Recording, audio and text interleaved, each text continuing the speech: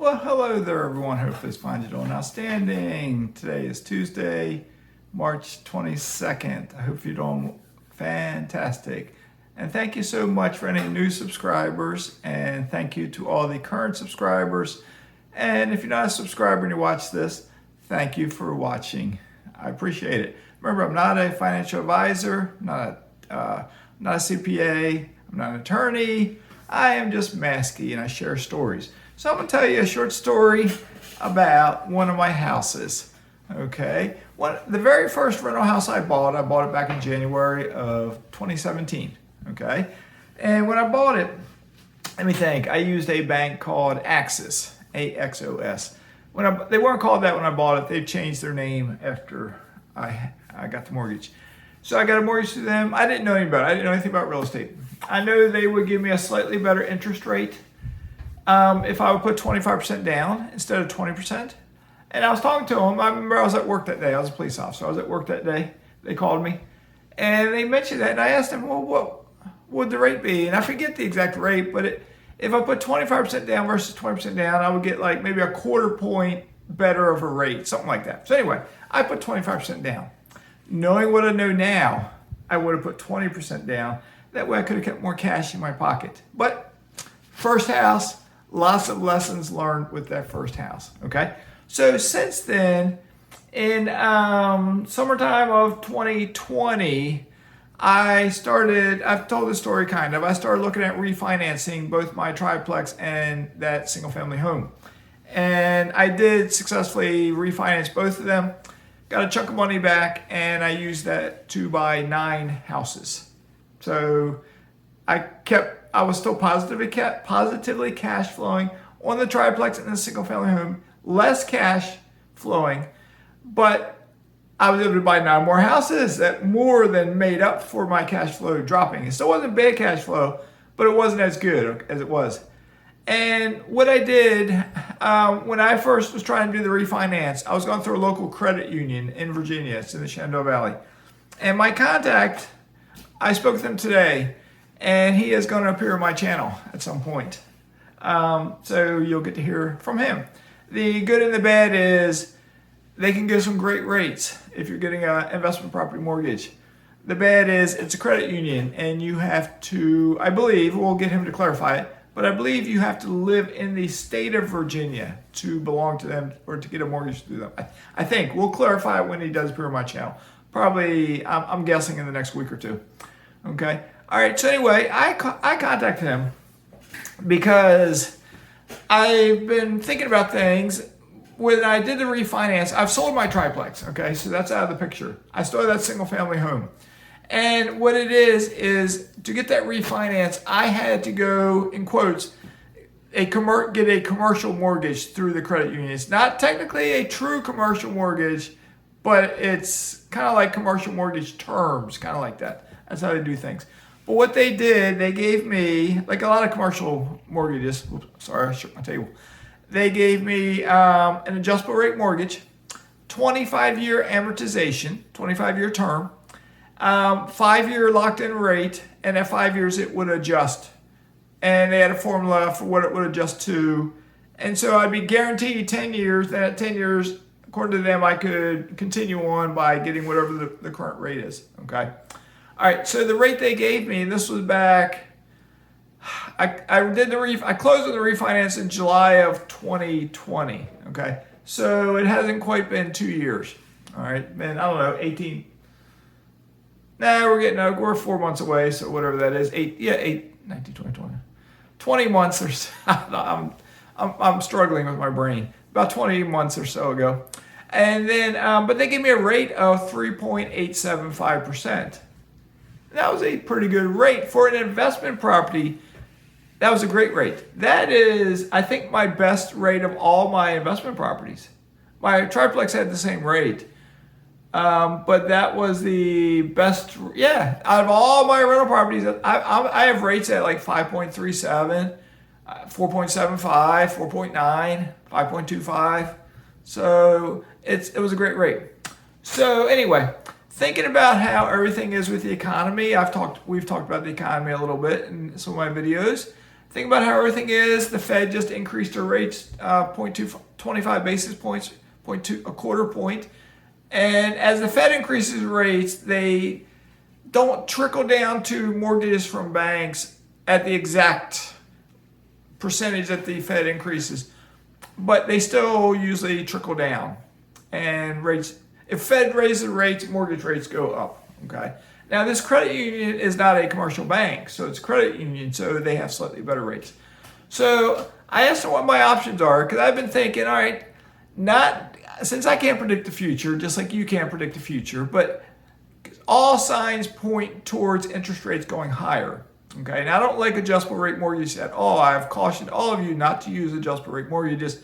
I was just in a bind at that time. I wanted to do a cashback refinance. That was my only option that I knew about at that time. Okay, so I went that route. And there are sometimes, now I won't go down that path.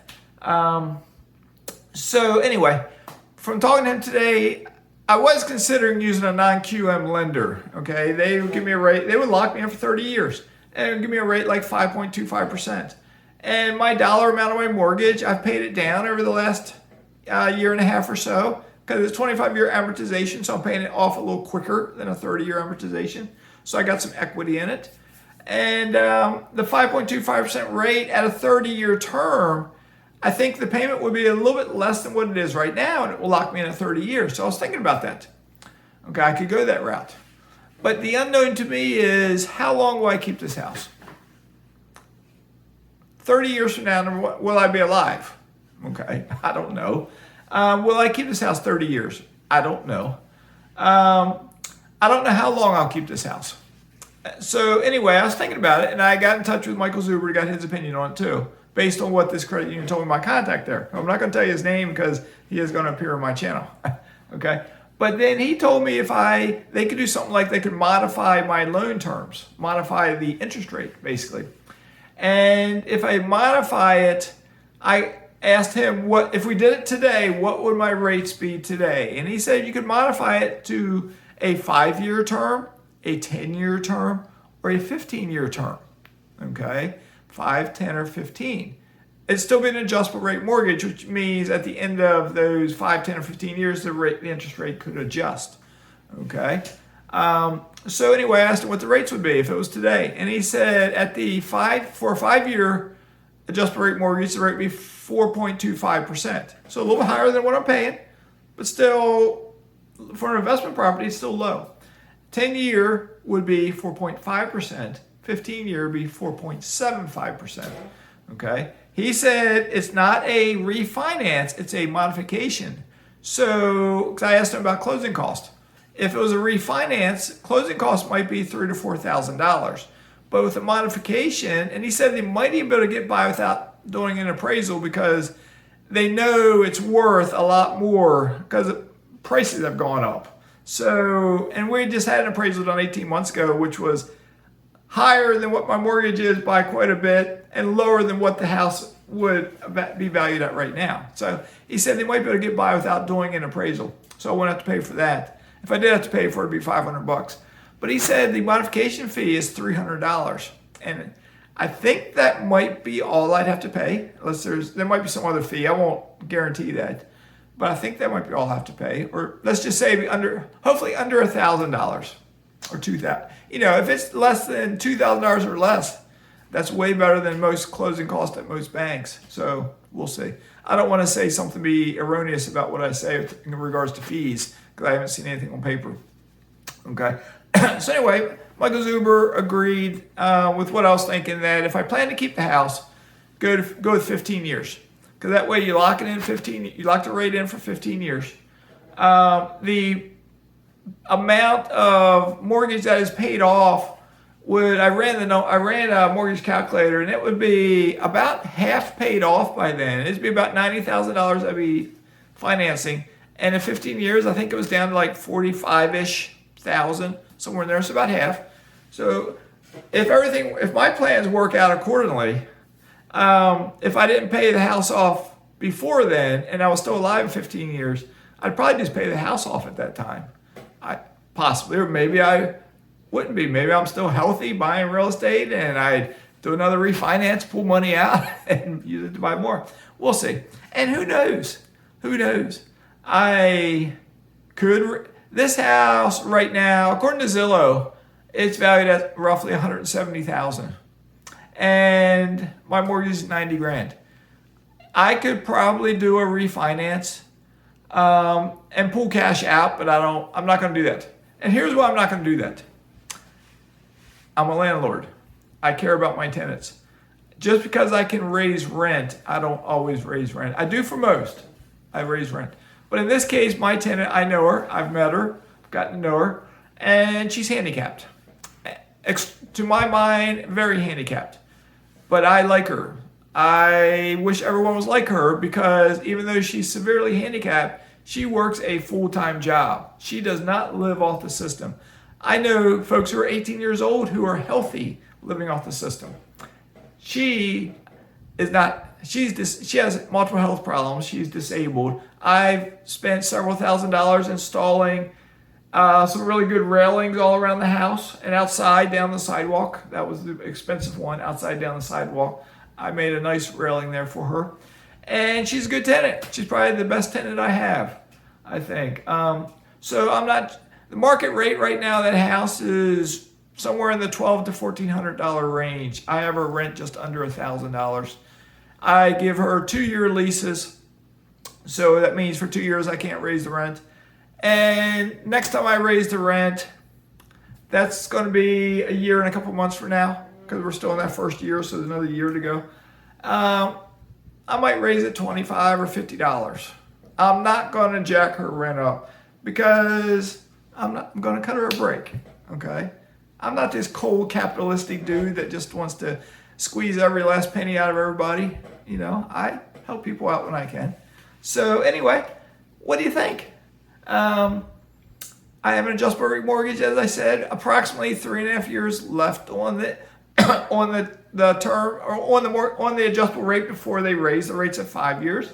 And I'd almost guarantee in 3.5 years from now rates are going to be higher. I can't guarantee it, but that's all signs are pointing that way. I could go non-QM, probably get 5.25 to 5.5 30-year locked-in rate, or I could go with this credit union because I'm still a member there, and even though I'm living out of state, and lock in for 5, 10, or 15 years. It's still an adjustable rate mortgage. It'll still be 25-year amortization, but I could lock in 5, 10, 15 years at 4.25, 4.5, or 4.75. I'm leaning towards doing the 4.75% at the 25-year amortization with the 15-year term is what I meant to say. 4.75% for 15 years with 25-year amortization. Okay, so what do you think? Let me know. Put it in the comments below. Thank you so much. Take care. And Mazske is signing out.